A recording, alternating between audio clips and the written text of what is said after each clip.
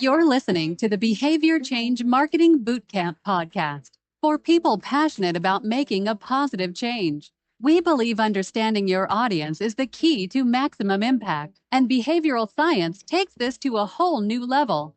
Join your host, Ruth Dale, and expert guests to explore biases, beliefs, why we do what we do, and why we don't do what we said we would do. Hey, a quick question for you before the episode starts. Do you want to up-level your communications with the must-have behavioral science skills for 2021? If that's a yes, then come and join the hundreds of professionals that have already been through bootcamp. The next date is October the 19th, 2021. And we have got an awesome, incredible, amazing bonus for you. So I'm going to leave you hanging. Check it out at www.socialinsightmarketing.co.uk. Hello, and welcome to Behaviour Change Marketing Bootcamp. I'm delighted to welcome a very special guest from down in Australia with us today. His name is Luke van der Beeke, and he was once formerly the director of the National Social Marketing Centre. For all of those of you who perhaps haven't heard of that centre, it was around before the Behavioural Insights Unit, and it really was the founding centre of all social marketing, really established the training across the NHS and local authorities, and was incredible in paving the way for a lot of the core concepts that really infuse and drive marketing today. So Luke now is based back down in Perth, and he is the founder and managing director of the Behaviour Change Collaborative, which is a social enterprise. How would you describe it, Luke? Influencing behaviour and improving lives. So yes, you moved from England, spreading the love, to down into Perth. Yes, we're spreading the love globally. Lives. Brilliant. So I'll hand over to you, Luke, and just say a little bit about yourself. If you could share a little bit about your days at the National Social Marketing Centre, that would be fantastic. All right, so thank you, and good morning. It's morning over there, so really pleased to be here. Yeah, I sort of, after 15 years in non-profit marketing for a range of different NGOs and charities here, we moved over to the UK on what was supposed to be a working holiday, actually, in 2008, early 2008.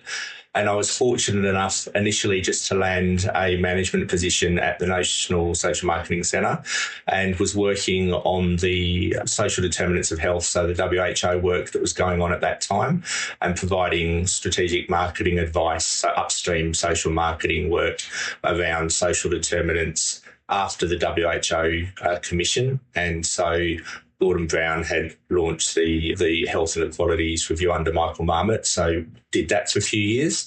And then in 2010 became a director of the centre after Jeff French moved on, and worked with John Bromley and a few other directors to really do a whole range of really different and interesting things, both domestically, as you mentioned, in the NHS and building capacity there, but also for a range of other sort of government departments and quangos.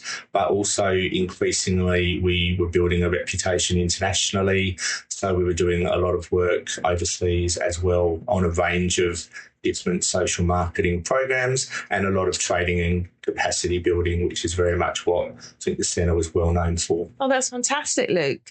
And so you went back to Australia, back to Perth, and what happened then? Yeah, so we left, we spun the NSMC out, and you alluded to the Behavioural Insights team coming online under David Cameron. So I sort of steered the National Social Marketing Centre out of government into a social enterprise, so a community interest company over there, and that still exists today. So John Bromley is still rolling with that, so not at the same scales as it used to be. And basically founding director of that, but came back to the family. All my family's here in Perth, Western Australia.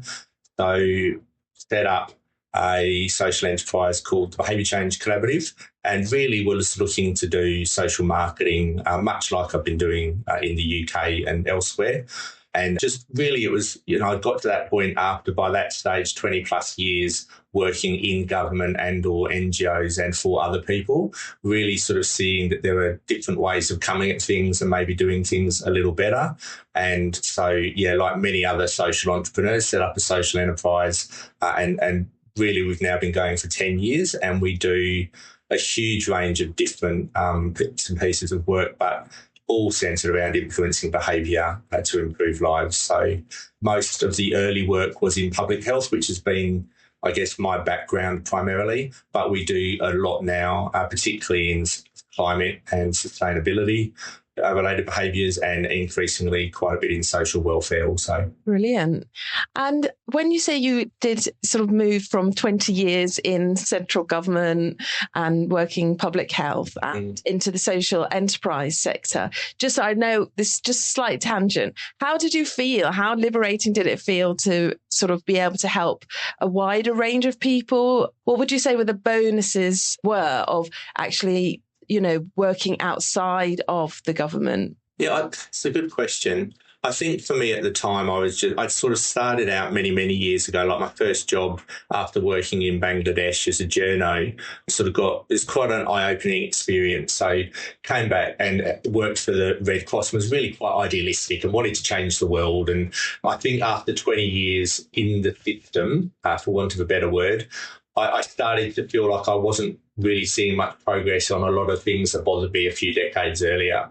So what was nice about setting up for myself was, I guess, there was a lot of flexibility in terms of what I was able to do with work-life balance. Family's always been really important, so that was a key determinant for me.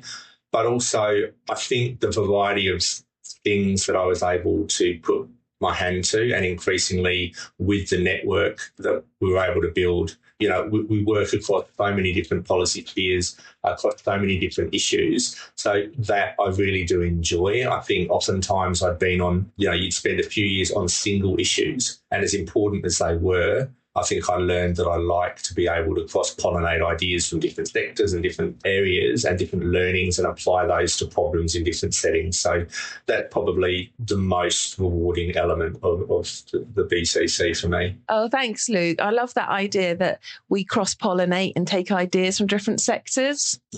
And that kind of leads us nicely into the theme of today's session, which is looking at a couple of the core social marketing principles that if communications and marketing professionals, they can adopt and use these concepts in their everyday communications, their everyday activities to help improve their reach and improve their impact. So these core principles, they're not just for the agencies. They're not just for when you're writing an agency brief or where you need to commission someone. They're really principles that every good communicator should look to try and adapt in order to really resonate and understand their audience.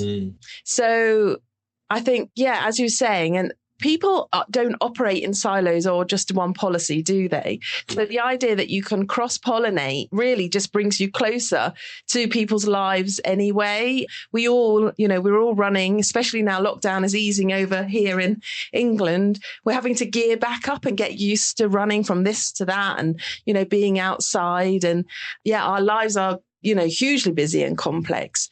So, Luke, if you could, from your perspective and with your experience, just explain a little bit about the key social marketing concepts, reward and exchange, and how they will help people understand their audience. Yeah, sure. So I think with exchange, in fact, I think with most things in social marketing, there's a lot of common sense in terms of what we look to do. So the exchange concept's been around for a long, long time. I mean, originally it was, it's a theory that falls out of psychology, but applied to marketing. And in commercial marketing, it's very much a transactional thing. So, as a consumer, you exchange X amount of dollars for a product or service that you perceive to be of benefit. And the idea being that you look to optimize your value, the value that you receive from that exchange.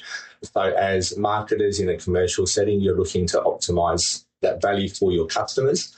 And as I say, typically it is quite transactional. In social marketing, what we're looking to do is get people to exchange behaviours. And more often than not, it's getting people to swap out something that they quite enjoy for something that is maybe perhaps not giving them the same level of gratification. So, in public health, that wanting them to sort of reduce the amount that they're drinking or drive a bit more safely or quit smoking, all of these, usual chestnuts. So it's about, for us in social marketing, understanding that really for individuals and groups within society as a whole, that exchange, that proposition looks different to different people and to different groups. And so in social marketing, another of the key criteria that the NSMC used to have or still has is around customer orientation. So it's about understanding what you need to do in terms of maximising benefits and minimising costs so that you can actually have an individual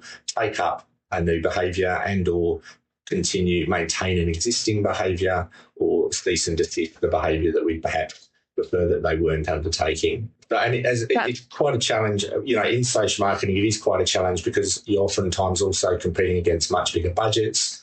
And where, again, in commercial marketing, often there's instant gratification. So the benefits that you receive from an exchange happen at a given point in time. So, you want to get that Snickers bar at the supermarket, you hand over the dollars, you get the Snickers bar, you're satisfied. In social marketing, the benefits are often much, much further down the track. In the case of smoking, oftentimes the main benefits are decades away. And we know through behavioural science that people discount those future benefits and really look at how much is it costing me up front. So behavioural economists will call that hyperbolic discounting, but it's a really important concept, and it just informs how we need to go about presenting choices to individuals and communities to maximise opportunities for them to adopt behaviours that we would like to see them undertake. That's fantastic, Luke. So I'm just going to break that down because we have loads of nuggets of wisdom in there for anyone sort of starting out or trying to get their head around how to use social marketing. So one of the key phrases I absolutely loved was you said to maximise benefits and minimise costs. Yes. And actually, the good communicator can do is in how they present the choices so that the audience feels that they are getting the maximum benefits that they can. Yeah. And to really understand. And although we say it time and time again, people do not see long-term health benefits as a reward. It is not a reward. No. Even though public health policy says it everywhere will save lives and everything, it just doesn't work. And there are so many intrinsic rewards that we could be looking to build and understand and present in our messaging instead of, expecting people to still defer to the future, because that's still really one of the most common errors we see across public health communications is still this long-term health messaging. Yeah, I think we sort of come from this sort of information deficit model whereby we think that providing people with information is going to somehow shape choices. Certainly, it's important to sort of build knowledge, build awareness of particular issues, but ultimately in terms of driving behaviour, factual-based communications, information-based communications are useful to a point, but behavioural comms is a different beast altogether. And in behavioural comms, what we're looking to do, as you've alluded to, is look to ways that we can actually probably focus a little more on some of those intangibles, appeal to emotions, frame messages a little differently so that it goes beyond just fact-based messaging to messaging that resonates, moves, motivates individuals and communities to behave or develop an attitude in a different direction. Yeah, absolutely. And so it really builds the case really strongly, doesn't it, for the other principles, really, which is why it's so important to understand your audience. You need to do the deep dives. You need to do the engagement with your audience to understand what these motivating messages could be, what the rewards are, even what the exchange for that person is. And as I think you said at the beginning, and it can be different for different people. Hence, you can take a very loose, it doesn't have to be a difficult approach to segmentation, but you can take a very loose approach just by simply, starting with the understanding that people are different and they may have different rewards. So if you are leading with your messaging from reward, then, it will help you look at a mass audience and break it up slightly differently. Do you have, I know you've probably got tons, what sort of examples could you share to bring this to life? Yeah, I guess for me, one of the mistakes that often gets made with communications and behaviour change / social marketing campaigns more broadly is that we do the engagement piece too late on. And so for me, one of the things that I really enjoy about what we do at the Behaviour Change Collaborative is really try to get involvement at the problem definition stage. So rather than the old-fashioned expert-led top-down, folks sitting around a room getting data about what they perceive, what is clearly an issue or a problem, but not understanding that data doesn't equate to insight. So it's not actually telling us, why things are happening. It's just telling us what's happening. And so by getting people involved at the problem definition phase, and this is where these, co-design and a lot of these fields are starting to come to the fore, it's really powerful because it then allows you to segment and develop interventions that actually address problems as they manifest on the ground, as opposed to how we think they do. And it also allows us to frame communications in ways that talk to those problems as they manifest on the ground, as opposed to communications that are almost always framed around how we see the problem to be and how we think it would likely manifest. So that's really important. And I mean, one classic example of really just opening one's ears and listening to what's being said. We did a project 4 or 5 years ago now where we were working in the family and domestic violence space. It was an action research project and there was a range of pilots being undertaken throughout Australia, and we were working with a women's shelter called Kulkuna here in Perth. And we thought we had a pretty good handle on what the issue was in terms of family and domestic violence and how it impacted the community that we were looking to work in. And so, being pretty smart behavioural science thoughts, we started framing sort of behavioural goals and doing all the sorts of things that we tell everybody not to do, and went in basically with a project goal of increasing help-seeking behaviours. So we wanted women, if they were coming unstuck, to act in different ways and seek help in different ways. We went to community with that. So we were working with a Aboriginal community primarily and spoke to them about what they thought. I can't repeat exactly what they said on the podcast. There was plenty of expletives. But basically what they were saying was, well, actually, we just need to stop the violence. So we took that on board and we completely reworked the entire project plan, the behavioural goals, and the whole shape of the project shifted to meet what was the clearly expressed need on the ground of that community, and that was to do something about the violence itself. And I think even for someone like me who will sort of go around and talk to the import of doing this, sometimes, you get so caught up or your procurement wants you to do things in a certain way. I think it's really important to be able to just go and listen and talk and really understand what it is a community wants, because otherwise you're just not going to get any buy-in or engagement. And so we ended up, as a result of that, we're sort of clearly able to demonstrate that we were listening. We had a lot of community engagement and had a really good outcome with that project. And I think that if we hadn't done that, if we hadn't listened, if we hadn't worked with community around what that problem actually was in their eyes and in their lived experience, then I don't think we would have had the outcomes that we ended up achieving. Oh, that's so interesting. And it's such a difficult subject, domestic violence. And I know here in England, there's been a lot of focus and attention on increasing domestic violence campaigns and expanding reach due to the pressures of, the extended lockdown. And there's a lot of pressure on people now to do something and quite quickly. We've been very much since COVID in a very responsive mode where, the idea is, we just need to reach as many people as we can, as fast as we can, just get this information out. But as you say, actually, that can do you more damage in the long run. That doesn't necessarily mean the most vulnerable communities will be receptive. Well, it's receptive and it's what can they do with the information. So, I actually do a lot in a voluntary capacity in the sort of family and domestic violence space and violence against women space. And there is a lot over here as well of sort of campaign messaging and really, saying no to violence. It's not acceptable, trying to establish, social norms in and around what is and isn't acceptable. But we still do default to that sort of messaging. But the reality is, if you are someone experiencing violence, that messaging is of very little help. So what we need to do, and this is, I think, where social marketing is so powerful, is understanding that there is more than just comms. What are the other wraparounds that we can apply? And so with social marketing in the holistic sense, it is a very collaborative, interdisciplinary approach to any given behavioural challenge. So I think the comms is important. And of course, we need to have messaging that says it's absolutely unacceptable, but we also need to have more targeted community-based programs that target men, which are increasing. That used to be sort of quite unpopular. 10 years ago, that was certainly not something that was seen as where one would want to spend money, which I always found a little odd, because certainly in behaviour change, typically what you're trying to do is target the people that are actually carrying out the behaviour that you want to influence. So I understand why that was the case, but it was always in terms of, if we're actually serious about doing something with this, then we need to think about who we're targeting and why. So, yeah.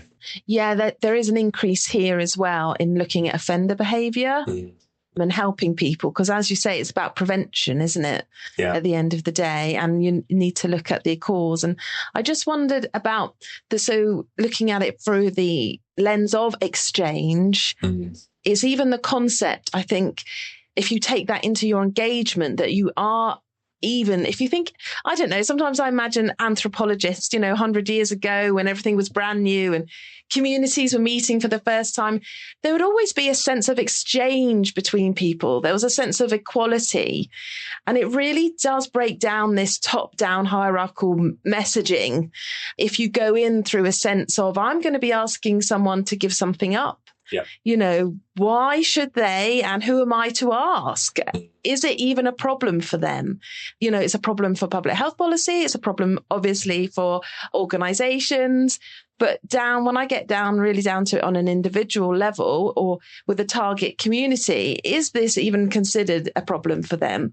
And what am I asking them to give up? And I think so often when you get, if you start looking at it from an exchange perspective, it's just much more of an equal playground, and you can have much more open dialogues, and the insight will just come a lot more generously because you've gone in much more open-hearted, not in delivery mode. And which is why I always say, just shift from consultation if you can.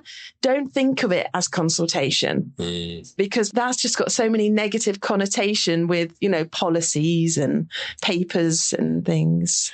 Yeah, I think you're right. And it is in terms of the exchange piece, I think you alluded to it earlier. A lot of it is in and around the intangibles. And it's sort of the other things that are associated with a given behaviour that have value and meaning as well. And you'd know this. I mean, in terms of smoking and alcohol, in particular, there's a whole load of other social benefits and value that sits around that a lot of the time historically was never really addressed in terms of how we go about rolling out our interventions. So the most successful programs, and we have had a lot more success, particularly with smoking, and certainly here in Australia, we've had phenomenal success with smoking. But that has been, I think, the result of, a multifaceted approach that has sort of taken on board access, policy and regulatory, as well as sort of the mass media, comms, so on and so forth. So I think that it's just so important to understand that there are multiple levers and multiple different techniques that we can apply to any one problem. But really the only way that you know what that perfect mix looks like, well, probably not such thing as a perfect mix, but what the mix ought to look like, is really by talking to the folks that you're looking to influence and engage, and understanding what's needed to have them adopt the behaviour that you want.